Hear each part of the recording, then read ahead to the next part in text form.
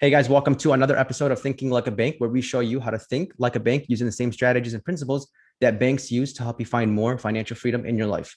I'm your host, Sari Ibrahim. So for today's episode, I have with us a very special guest. His name is Greg Junge. Greg has been a real estate investor since 2012 and a realtor since 2015. He's originally from Long Island, New York, and currently lives in Phoenix, Arizona with his wife, Mandy, and their dog, Buster.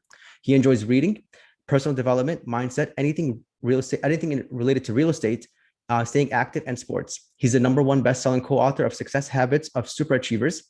He holds an international real estate portfolio and is actively investing in residential assisted living housing. His goal is to help others invest in real estate passively through cash flow now and wealth later using real estate investing. Greg, welcome to the show. Yeah, thanks for having me, man. I really appreciate it. Looking forward to it. Oh yeah, thank you for joining us. I'm really glad you're joining us.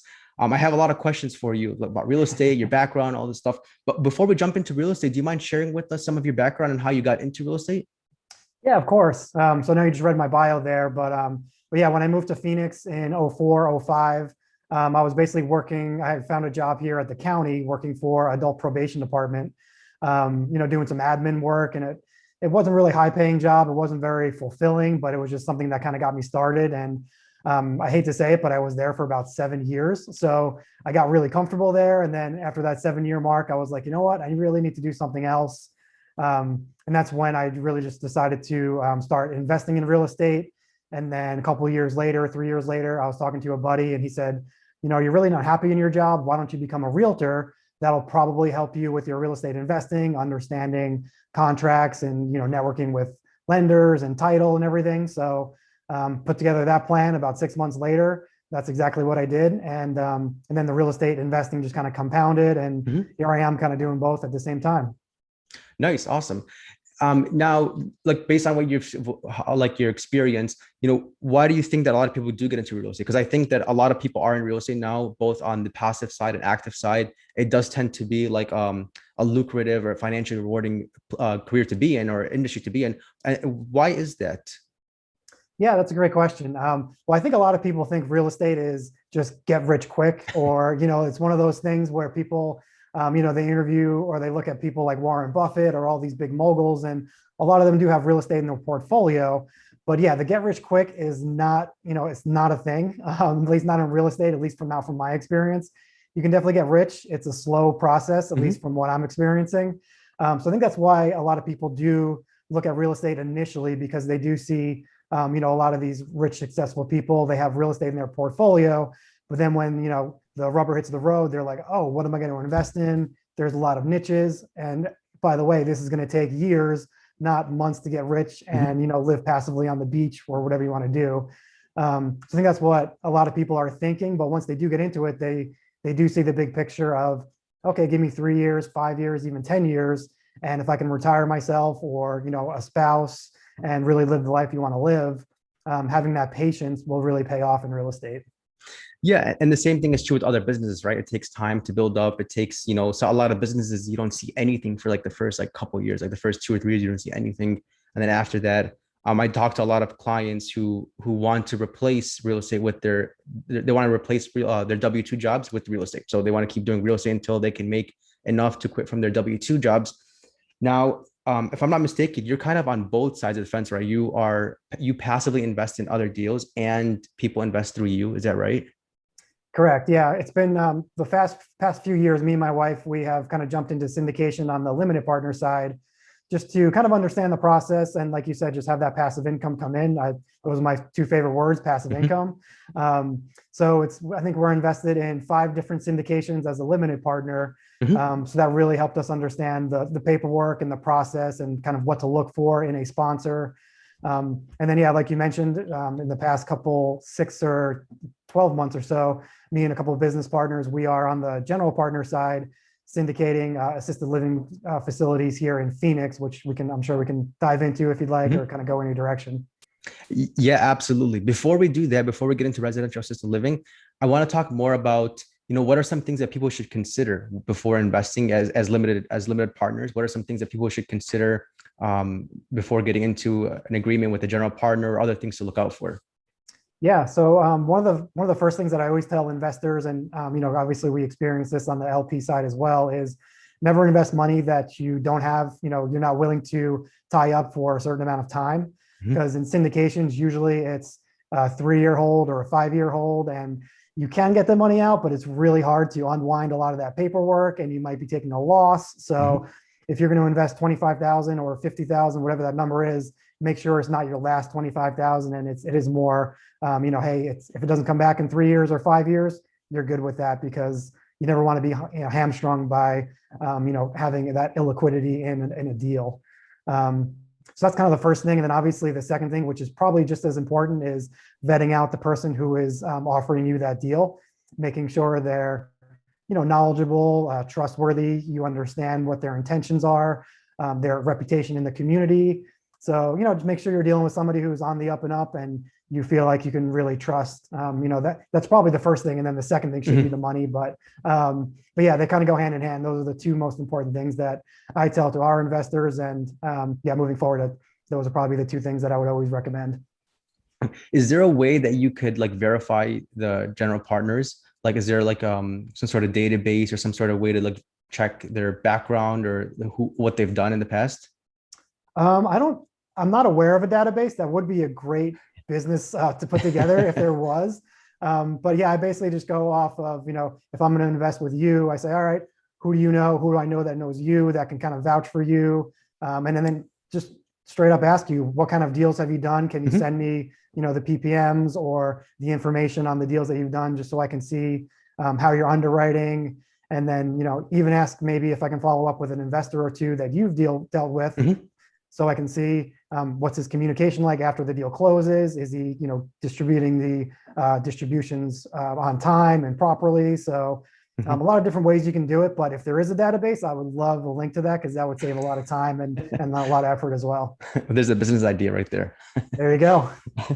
Let's talk about residential assisted living now. So I had Serge Lopescu on the last episode number 8 of the show, and he was talking about it. It kind of blew my mind how it's like a unique niche in real estate, especially for passive investors. Do you mind sharing a little bit more on that? Like, what does that mean to invest passively in residential assisted living? Yeah, of course. So to invest passively, basically residential assisted living is the way I kind of describe it. It's a nice house, usually in a nicer neighborhood, a lot more square feet. So we usually shoot for about 3,000 square feet or Mhm. more. And then yeah, it's kind of the same thing as investing as a limited partner in a multifamily deal. We'll offer, say we have 4 spots for, say $25,000 each is what we're Mhm. looking to raise. So we find 4 investors that are understand the process and are going to vet us out, and like I said, they're willing to put that money into the market for a couple of years, 5 years, and then yeah, we basically offer equity side. So we offer equity in our deals, which Mhm. that's one of the things that I really like about it, because I love multifamily, but there's not a lot of equity share when you're putting 25,000 or $50,000 into a larger multifamily deal. You're really there for more of the cash flow and the tax benefits, in my opinion, on the multifamily. Mhm. So on the residential assisted livings that we do offer a good amount of equity, and then also the cash on cash, which is projected and kind of depends on the deal size and everything. But we do have both sides of that coin, which I really like to offer, our investors, especially for Wall Street investors, because they're Mhm. usually just looking at, what kind of cash on cash am I going to get back? Well, that's great, but let's talk about the equity, because if you own 10% or 15% or even 5% of a property, on the back end, once you sell or refinance, that's a nice little kicker, nice little bonus for the investor and for ourselves, that I think a lot of Wall Street people kind of overlook sometimes. Mhm.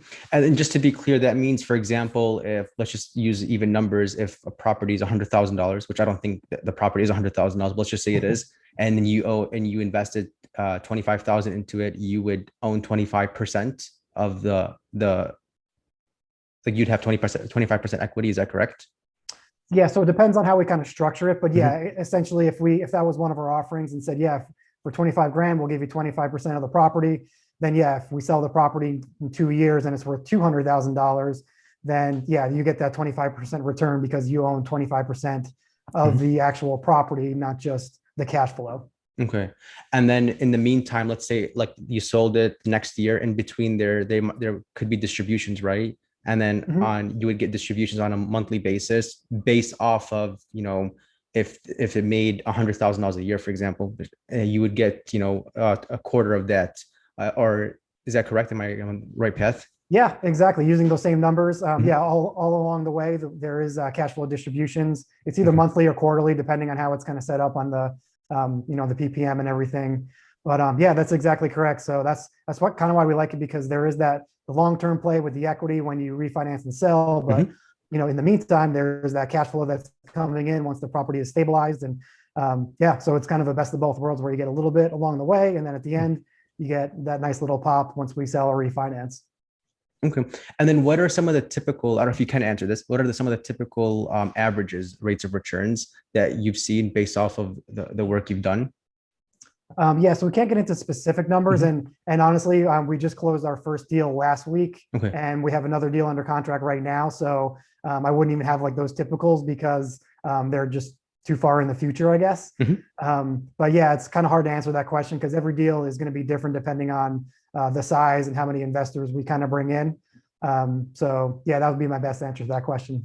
Okay, no worries, no problem. And one of the other benefits of investing passively is there are tax benefits, right? Do you mind sharing with us some of the tax benefits of investing passively? Yeah, of course. So the tax benefits, and I should start by saying, obviously, I'm not a tax professional or anything like that. So Mhm. this is just my opinion. But yeah, as far as investing passively in our deals or even multifamily deals, at the end of the year, once tax season comes, we do issue a K-1 to our Mhm. investors that basically outlines all the income, all the expenses, and that's where the tax benefits do come in because we can write off all those expenses, and obviously that trickles down to ourselves and our investors as well. So you don't pay income based on those expenses, which is Mhm. great. So there are some great tax benefits there. And then yeah, so it just kind of reduces your tax bill. And again, it'll depend on if they're what they have going on in their life, if they're W-2 or if they're 1099. Obviously tax code is very Mhm. complicated when it comes to the individual, but Mhm. yeah, great tax benefits. And like you said, passive. So it's just coming to you, and those tax benefits just come to you. It's all kind of working in the background every day of every year. Okay. Yeah, that makes sense. Yeah, I get it. It depends if you're W-2 or 1099, of course. Because if you are a business owner and you're investing in deals passively, then it's like you need obviously your CPA to look at both sides of that, the syndication side and your business side. And then the same thing is true with W-2, because W-2, I think there's only limited deductions you can get as a W-2 employee, not as much as a business owner or as a 1099 contractor. Now I want to talk about infinite banking. Obviously, I think what the audience knows by now that this is what we do. We do infinite banking, also known as bank on yourself. And I really want to touch on this because I was listening to you on another episode of another podcast, and you mentioned that you like real estate because you can collateralize it. Like you own the property, you own or a percentage of the property. And unlike stocks where the value can drop instantly, in a day, with real estate, you have that collateral. You can even leverage that collateral for other properties. And I want to emphasize on that right now because that's also what infinite banking is true, is that you can have a whole life insurance policy, fund it, grow it, collateralize it, and borrow against it, and then use for property, and then use the distributions from the property, either through passive or active investing to pay the loan, and then keep doing that over and over again. And if I'm not mistaken, you just started an infinite banking policy too, right? Yeah, about 6 months ago, I signed up for my first one, so I'm still kind of learning, but I do understand the concepts and everything, and we'll be glad to talk about it. Yeah, definitely. What was your initial objective? Like what were some of the top reasons why you decided to use infinite banking or start at least using infinite banking? Yeah, for exactly the reasons that you just mentioned. I really wanted to, kind of build another fund, that can, obviously grow on its own, but also I can borrow from it. Mhm. I know it's private, so there's no, creditors aren't going to get to it. So it's, basically a private fund of my own, which I think is really cool as well. Mhm. But yeah, I just wanted to, kind of build that and, have the death benefit there for my Mhm. wife as well, which is great. But that wasn't my main driver. My main driver was really to build it up, and like you said, just borrow from it, buy more real estate, and build a portfolio, and then kind of pay itself back. And then once you kind of grow to a certain point, then it just kind of snowballs and snowballs and snowballs, and then all of a sudden you're sitting pretty in a pretty good spot right there once that snowball effect does kind of happen. So yeah, once I heard about the concept, I did a little bit of research and then just decided to jump in, and So I'm still learning and everything, but Mhm. it's a fun process, and I'm looking forward to learning, especially from you and from books and from podcasts, and a lot of great information out there. Yeah, you're definitely right. I'm in the industry and I'm constantly learning new things, and there's so many different things you could do with it. And especially like I love how it connects with real estate. There's so many things that you can keep doing. Like some of our clients are even hard money lenders. They'll borrow from the policy and then loan it out at higher rates and then have like the spread in between while still Mhm. earning interest in their policy. Um, Now look, I wanted to talk about I noticed that you're really into like personal development and mindset. Um, do you mind sharing with us like, what are some things you do to work on yourself, on your personal development and your mindset? Yeah, of course. So yeah, it's been about 2 years since I started personal development, Mhm. and it's been great. It's actually, I love to say it, but it changed my life in business and personal. So I don't know if you've ever heard of Hal Elrod, The Miracle Morning. No, no, I haven't. Okay, yeah. So he has a podcast. He wrote a series of books, and he basically just put together this program. It's the morning program where you kind of give yourself a certain amount of time, whether it's like 30 minutes or 2 hours, to basically work on yourself before your business day starts, before you take the dog out, before you do all that kind of stuff. And I really just followed that path religiously, and yeah, it really did change my life. I mean, in once COVID hit, I actually dropped about 40, 50 pounds. Just from probably being in quarantine, from eating Mhm. healthier, but also doing that miracle morning routine and really working on my mindset and my personal development. It wasn't just, laying off the cookies and doing more exercise. Has something to do with it, but I know personal development and mindset really moved that needle for me. Mhm. So those are some of the things that I really do in the morning. I read, I write, I meditate, I do some breathing, and then working out, Mhm. and I do that all before 9 a.m. And then once 9 a.m. hits, it's realtor, it's real estate investing, it's phone calls, and all the stuff that we all get. Mhm. But it's a great way to kind of start the day on my own terms and kind of set my mindset in a positive way, and then kind of wait for all the barrage of emails and texts and all that stuff, and then putting out fires and all the stuff we do every day. Mhm. Yeah, definitely. Oh, you mentioned too that in the beginning when I was reading your bio that you co-authored a book. I think it's called what is it called? One more time, the book. Yeah, I got it right here. It's Success Habits of Super Achievers. Okay. How tell us about like how, what gave you the idea of writing it or co-authoring it and what is it about? Yeah, so I've always wanted to write a book, and I actually did try to write a book, and I wrote about 7 chapters, and it was awful. It was so bad. I was like, this is not a book. So then, kind of a long story short, I joined one mastermind, and the guy who runs it, his name is Kyle Wilson, Mhm. and he was the 18-year business partner of Jim Rohn, who's a big personal development and speaker from 70s, 80s, 90s. Um, so then, yeah, so Kyle came to me in the inner circle and said, "Hey, who wants to be in a book? This is what it's about. It's about habits and how it makes you successful." And this was right along my personal development journey of doing the miracle morning and losing weight and everything. So I was like, "Yes, this is perfect." And you're telling me I only have to write one chapter, not a whole book. So that was a lot of work, but it was much easier. So that's kind of where the idea came from, and it just literally just came to me, and I just said yes to it, and it's been great. Being in the book with some of these people. I mean, I told the book again, but Darren Hardy's in here, Tom Ziegler, Phil Collin of Def Leppard. So, a lot of real estate people, but a lot of entrepreneurs. So I'm really honored to be in a book with, those people and everything, and just to hear those stories and to read, a little snippet about these people that you don't really hear, has been amazing. And yeah, it's just cool to say I'm in a book. That's another thing, but Yeah. um, yeah, it's been a great experience, and that's kind of how everything kind of unraveled. Yeah, I'm actually working on a book too. It's Cool. almost done. It's more of an ebook. It's like a condensed version. It's going to be like 40 pages long, talking about infinite banking and using it alongside real estate. And you're right. It's really challenging to write. It takes a lot of like self-discipline, and it takes research. It takes like commitment to get it done. And I have an editor, and the editor is like reviewed it like 5 times so far. Just like you need to change this, you need to change that, and it gets really like tedious. Like kind of constantly changing things up. But yeah, I think it's going to be worth it. And hopefully, like, even in your case, hopefully this is not your last book. This is the first of many, I've seen like a correlation between people who are really successful and people who, the more books they write and the more content they write, they tend to end up having more influence and having more, making more money and doing bigger things, of course, with the more they write. So I definitely think those two go hand in hand.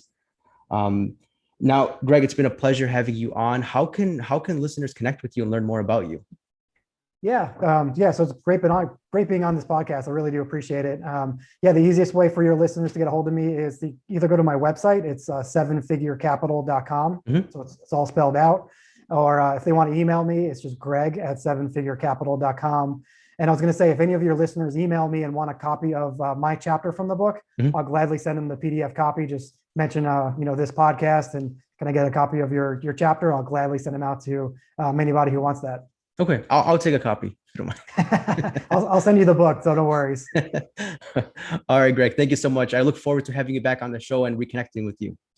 Yeah, me too. I really appreciate it. Thanks again. Thank you. To learn more about what we do and how we can help you grow more wealth, please visit www.finassetprotection.com. That's FIN, assetprotection.com.